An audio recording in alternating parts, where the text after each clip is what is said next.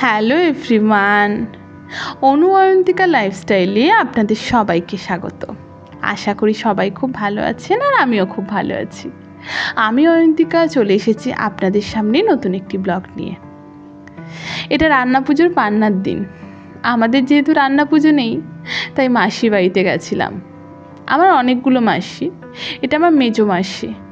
তো মেজো মাসির বাড়িতে রান্না পুজো থাকে আর প্রতি বছর আমরা মেজো মাসির বাড়িতেই যাই। এটা আমার দাদার ছেলে, মানে মাসির ছেলের ছেলে। তো একটু দুষ্টুমি করছিল, আর বাচ্চা মানুষ, ওর জন্য চিপস নিয়ে গেছিলাম, সেটাই খাচ্ছিল আর দুষ্টুমি করছিল, মাঝে মধ্যে কাঁদছিল। আর ওর মা নেই, ওর মা একটু বাইরে গেছে, তো আমার কাছে ছিল।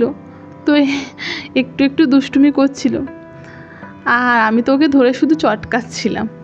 আর এটা আমার ছোটো বৌদিদের ঘর। আমি একটু নিজের ভিডিও নিজেই করছিলাম। তারপরে বসেছিলাম আর বৌদি এখানে ওই পান্তা সব ভাজা জোগাড় করছিল আর আমাকে জিজ্ঞেস করছিল তুমি কি কি খাবে বলো, তোমাকে সব দিয়ে। আর আমি তো সব খাবো না, ভাজা সব কিছু খাই না। আর আমার মা ওকে নিয়ে আছে, এটা আমার মা ওকে নিয়ে আছে আর ও চুপ করে আছে। তারপরে বৌদি আমাদের পান্তা দিয়ে দিয়েছিল, আর এটা ছিল পান্তা। আর এদিকে অনেক ভাজা ছিল, অনেক অনেক রকম ভাজা। তো আমি তো সব রকম ভাজা দিয়ে খাই না, আমি শুধু একটু কুমড়োর চচ্চড়ি আর মাছ ভাজা নিয়েছিলাম।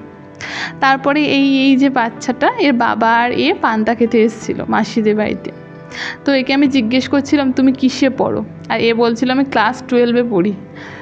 তাই এর সাথেই একটু বক বক করছিলাম। তারপরে পান্তা খেয়ে আমার এত ঘুম পাচ্ছিল, তো আমি একটু সোফাতেই শুয়ে পড়েছিলাম। তা বৌদি এসে বললো যে তুমি খাটে শো, তা খাটে শুয়ে ঘুমিয়ে পড়েছিলাম। ব্লগটা এই পর্যন্ত। ভালো লাগলে সবাই লাইক করে দেবেন। সবাই ভালো থাকবেন।